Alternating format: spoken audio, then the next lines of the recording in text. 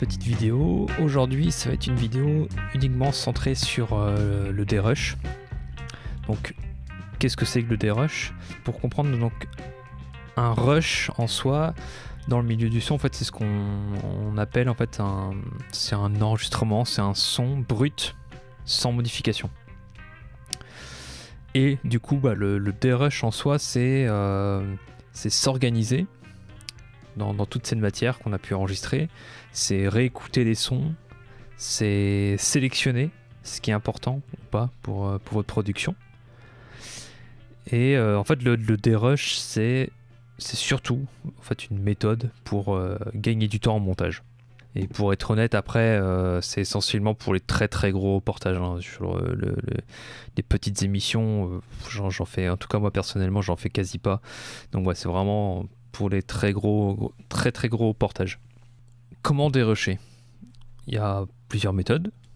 Il y a déjà une méthode de dérusher sans Reaper.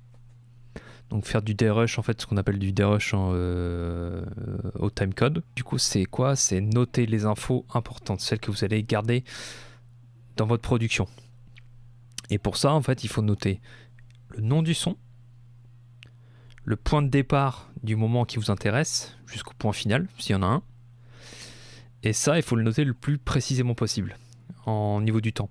Donc, que ce soit heure, minute et seconde, à la seconde près. C'est très très important. Après, donc là, on le présente souvent dans ce sens-là, donc de garder ce qui est important. Mais ça peut être aussi l'inverse. Je sais que j'ai eu l'occasion, par exemple, moi, de bosser avec Hervé Lemaine, du coup, avec qui on faisait le Lab U en émission. Et en fait, moi, ce que je faisais, c'est que je lui envoyais mon rush, et quelques jours après, il m'envoyait un document dans lequel, lui, il me signalait tout ce qu'il y avait à découper et à supprimer. Je peux vous montrer, hein, par exemple, j'ai des exemples. Alors voilà. Voilà ce que m'envoyait Hervé suite à son écoute. C'est par exemple ici, table ronde, les parcs éoliens offshore. Donc là, il me mettait... Donc c'était son texte d'introduction qu'il devait lui enregistrer après en post-prod. Et voilà, les informations, elles sont là. Le début en soi de l'émission, donc moi où je devais couper et supprimer tout ce qu'il y avait avant, donc c'était à partir de 6 minutes et 14 secondes. Ensuite, il y avait une information de là, il y a du découpage à faire à 30 minutes et 54 secondes jusque 31 minutes et 34 secondes. Et de là, voilà, là il m'indiquait par exemple à 31 minutes et 34 secondes, à ce moment-là, tu mets l'habillage de les questions du public. Et ensuite, les autres infos coupées à 32 minutes 18 jusque 32-36 et de 33-37 jusque 33-54. Voilà. Et fin de la première partie, donc fin de la première émission, à 36 minutes et 27 secondes. Donc ça, c'est ce qu'il m'envoyait. Et honnêtement, c'est très pratique, hein, c'est vraiment cool. Hein, ça permet d'aller super vite après en montage quand quelqu'un fait ça, ou alors c'est la plupart du temps ce sera en général, enfin en tout cas dans tout ce qui est radio ASIO, c'est on fait le tout, on fait et la production éditoriale et le montage mixage. Hein. Là c'est le Labus était un peu exceptionnel, on va dire. Alors après, il y a pas non plus de recette miracle, hein, au niveau du DRush. C'est chacun fait un peu comme il veut. Il y a pas de meilleure méthode ou pas, c'est suivant ce que vous aimez faire, comment vous aimez bosser. N'hésitez pas à créer vos propres légendes. Alors maintenant, on va passer au DRush dans Reaper. Première méthode. Donc déjà, je vais ouvrir Reaper. La première méthode que je vais vous montrer, c'est une méthode que j'ai découverte il n'y a pas si longtemps que ça. Que moi j'utilisais pas du coup, pas du tout, mais elle peut avoir ses bons côtés en fait. Alors, une fois que vous avez Reaper d'ouvert, cette méthode là que je veux vous parler, c'est le Media Explorer. Alors pour ça, de base, quand on ouvre Reaper, c'est vrai qu'il n'est pas indiqué nulle part, en tout cas je crois pas pas que je sache. De base, Reaper, voilà, il va s'afficher en mode avec le mixeur en bas, donc la partie console, console virtuelle qui va se profiler au fur et à mesure que vous créez des pistes ici, sur la partie là où j'ai ma souris. Et voilà, et on voit bien aussi là, je sais pas si vous voyez bien, celui-là, en dessous de la partie master, donc du stéréo général, il y a le petit onglet mixeur, voilà, qui apparaît là. Et en fait, c'est ce petit onglet qui va nous intéresser en soi, parce qu'on va aller chercher un autre onglet qui est caché pour l'instant. Et en fait, on va le trouver dans la partie View, ici sur la barre de tâches du menu View là.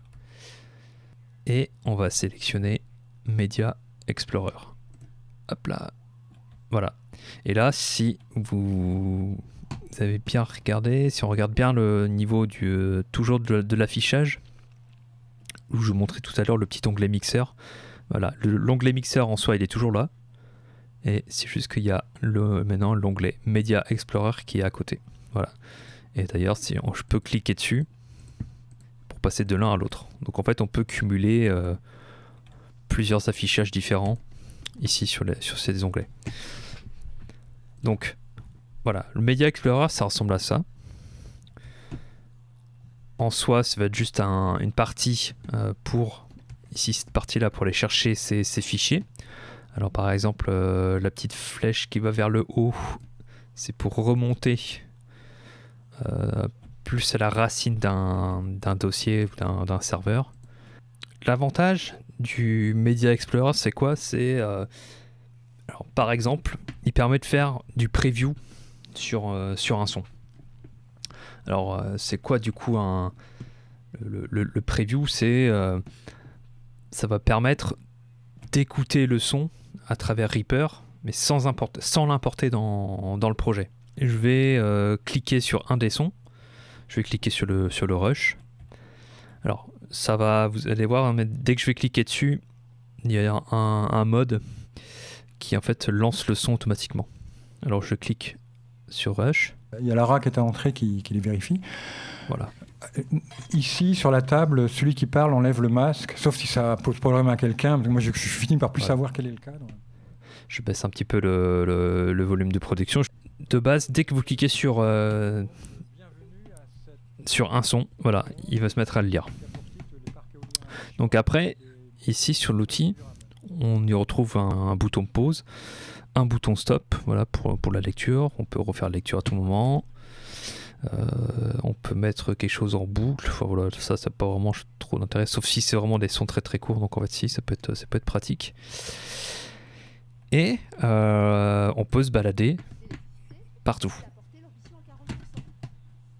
Sachant qu'à terre, on rencontre quand même un certain nombre de... Voilà, je me balade. Tous ces interministère du niveau, enfin ça dépend de la marée, mais en soi, rien d'exceptionnel, hein, c'est comme un lecteur classique.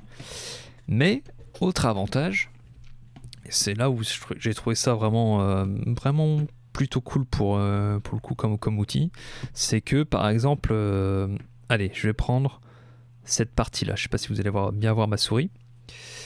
Ouais, si normalement on la voit bien. En maintenant mon clic gauche, cette partie-là, je la garde, je la veux. Le reste, à la limite, je m'en fous. Donc, vous allez sélectionner. Et pareil, clic gauche, vous maintenez votre clic gauche et vous l'amenez sur la partie du haut de Reaper. Et voilà. Et là, et ben en fait, il a juste gardé cette partie-là. Deuxième méthode de derush dans Reaper. Pour importer un son, plusieurs méthodes également.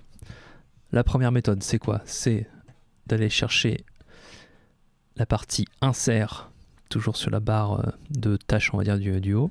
Insert, media file, hop, et on va aller chercher quelque chose qui nous intéresse. Enfin, c'est là où vous allez chercher tous vos sons. Et voilà, je clique sur Rush. Donc là, le son, il est importé. Autre façon d'importer un son dans Reaper, on peut très bien faire le bon vieux on va dire glisser déposer. Donc pareil, là j'ai ouvert ma fenêtre à côté, je sélectionne le son qui m'intéresse, je maintiens mon clic gauche et je le relâche sur Reaper. Voilà, le son est importé. Autre méthode qui est plutôt pratique, c'est tout ce qui est raccourci clavier. Et pour ça, on fait, en tout cas sur Windows, on utilise la touche insert. Et voilà, insert. Bon, je réimporte le même son parce que j'en ai pas des masses sous la main dans ce dossier. Et ouvrir, voilà. Donc ça c'est les méthodes pour importer des sons. Il faut aussi savoir que, je refais insert, on peut importer bien sûr plusieurs sons à la fois, on n'est pas obligé de faire son par son. Donc là je sélectionne mes 2 sons en même temps, je fais ouvrir. À partir du moment où vous importez plusieurs sons dans Reaper, il va vous poser toujours cette question-là, c'est est-ce que ces sons, tu les veux séparés, donc sur une piste chacun, ou je te les mets tous les uns à la suite des autres sur une seule piste. Voilà, donc ça c'est à vous de décider. Il n'y a pas de recette miracle, hein. Après j'aurais tendance à vous dire plus quand on sera peut-être un jour sur la partie mixage, de séparer au maximum toutes vos sources. Voilà, là je fais séparer. Déjà, premier point, là l'affichage, je sais pas si, bon là vous voyez bien, mais sur l'affichage en soi il y a plein de petits traits à la verticale qui apparaissent. Ça, d'entrée de jeu, ce sera de base, je crois que c'est Reaper, il les met de base, hein. C'est une des fonctions, c'est la fonction gris. Et la fonction gris en radio en tout cas, je l'utilise jamais, c'est vraiment, je déconseille à tous ceux qui veulent faire du montage, toujours l'enlever. En fait la grille c'est principalement pour tout ce qui est musique, voilà, tempo, enfin en radio, pour faire du découpage avec ça c'est une horreur. C'est une horreur parce que du coup par exemple si je fais un découpage sur ce son là par exemple là que je vais mettre en avant, je veux couper, on va dire, alors pour l'exemple, ici, si je veux couper cette partie-là que je suis en train d'entourer, et ben en fait je pourrais pas, parce qu'il y a la grille. Si je veux couper à cet endroit-là, je peux pas. Si je fais S, pour S c'est la touche pour couper, le raccourci pour couper, et ben voilà, en faisant S, en fait, c'est soit je coupe là, soit je coupe là, mais je peux pas couper au milieu. Donc, on enlève la grille, on décoche ce petit onglet ici, voilà, et de là je peux couper où je veux. Voilà, tout simplement. Alors pour zoomer, c'est tout simplement la molette, la molette qui permet de zoomer horizontalement. Et si je maintiens la touche CTRL et que je fais ma molette, hop, là je zoome et dézoome verticalement. Un conseil quand vous faites une découpe, même si c'est un rush et qu'en soit après vous allez retravailler plus tard le son et les transitions, je vous conseille constamment au mieux, de couper un son, voilà, quand il n'y a pas de waveform, quand la ligne est plate comme ça, au maximum. Et de pas couper en plein milieu d'un son type comme ça. Pourquoi ? Parce que en fait ça va s'entendre tout simplement. Enfin, on peut quand même relativement bien le cacher si on n'a pas le choix de faire une découpe comme ça en plein milieu d'un son. Mais c'est super important, je trouve, pour faire quelque chose de bien propre. Donc au maximum, couper quand il n'y a pas de waveform. Donc, et pour ça, ouais, pour être bien précis, il faut bien zoomer. Pas hésiter à zoomer. Placer du coup sa souris là où on veut. Alors, faire attention, je vous conseille à la limite de placer votre souris plutôt sur la barre de temps qui est en haut. En fait, elle est indépendante parce que si vous cliquez comme ça plusieurs fois sur le son, il y a des chances qu'en faisant un double clic, voilà, ça mène sur cet affichage là. Bon, c'est un peu voilà. La barre de temps est très pratique en fait pour se balader en fait pour ça. Maintenant, par exemple, pour l'exemple, je fais un S pour couper, pour faire une première coupe. Je place mon deuxième point, un S pour faire ma deuxième coupe. Je dézoome, voilà. Et en fait, ce petit son là, on va dire que c'est celui-là, je le veux pas. Donc pour ça, je sélectionne le son, le petit bout que je veux supprimer. Donc voilà, il faut bien qu'il apparaisse en blanc. Faites bien attention à ce qu'il n'y ait pas plusieurs sons qui apparaissent en blanc en même temps, mais pour ça, pour éviter qu'il y ait plusieurs de sélectionnés, n'hésitez pas à faire un double clic dans le vide, en dehors d'un son, parce que ça peut arriver, plusieurs double clics dans le vide. On clique une fois sur le son qu'on veut supprimer, et là je fais touche Supr. Voilà. Toujours dans l'optique du DRush. À tout moment, il y a aussi des outils sur Reaper très pratiques et de base pour ne serait-ce que renommer des pistes. Alors, renommer des pistes, c'est tout bête.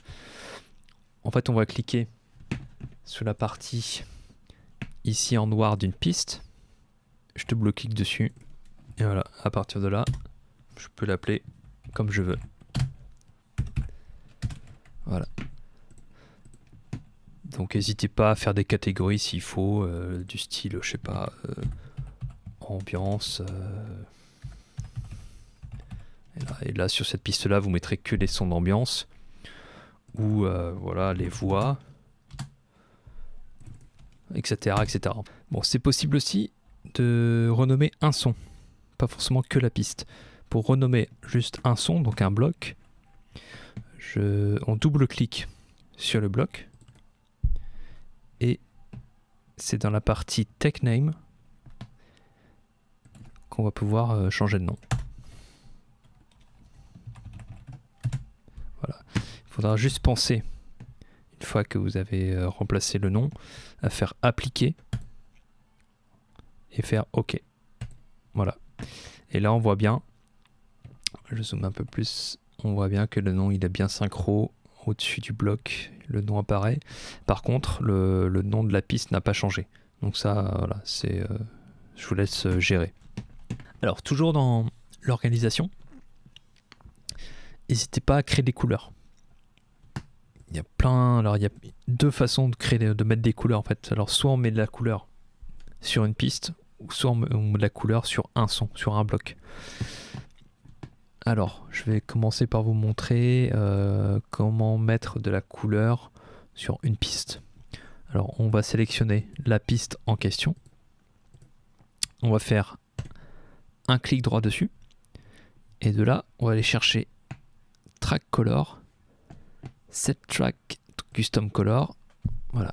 Et de là, vous pouvez soit utiliser les présélections, soit aller chercher votre teinte particulière. Et de là, hop, vous faites OK. Et voilà. Là, toute ma piste est en bleu. Et du coup, tout ce qui est sur la piste devient bleu. Donc par exemple, je prends ce son-là qui est en dessous. Je le monte sur la première piste. Il apparaît en bleu aussi. Voilà. Autre méthode, c'est mettre de la couleur sur un son. Alors, même principe, on sélectionne le son, on fait un clic droit dessus, et là, on va aller chercher toujours Item and Take Color, toujours la même chose, Set Item, et de là, vous choisissez une autre couleur. Là, je fais OK, voilà. Et là, mon son, mon bloc, il apparaît en vert. Et par exemple, là, si je l'amène maintenant sur la piste du haut, il reste en vert. Ouais, n'hésitez pas, c'est pareil, c'est vraiment super pratique et ça fait du bien. En fait, ça fait du bien quand vous vous lancez sur des très très gros projets. Du coup, de rajouter un visuel, une légende, ça permet de mieux se retrouver et du coup, c'est beaucoup plus agréable en soi. J'aurais tendance à conseiller de mettre de la couleur dès que vous êtes à une quinzaine de pistes. Dès que vous approchez la quinzaine de pistes, mettez des couleurs. Honnêtement, c'est vraiment cool. Alors voilà, c'était à peu près tout sur la partie des rushs. Si vous souhaitez avoir plus d'informations sur une partie, si vous avez des questions particulières, n'hésitez pas à me contacter ou alors à laisser un commentaire sur la vidéo. Voilà, à très vite.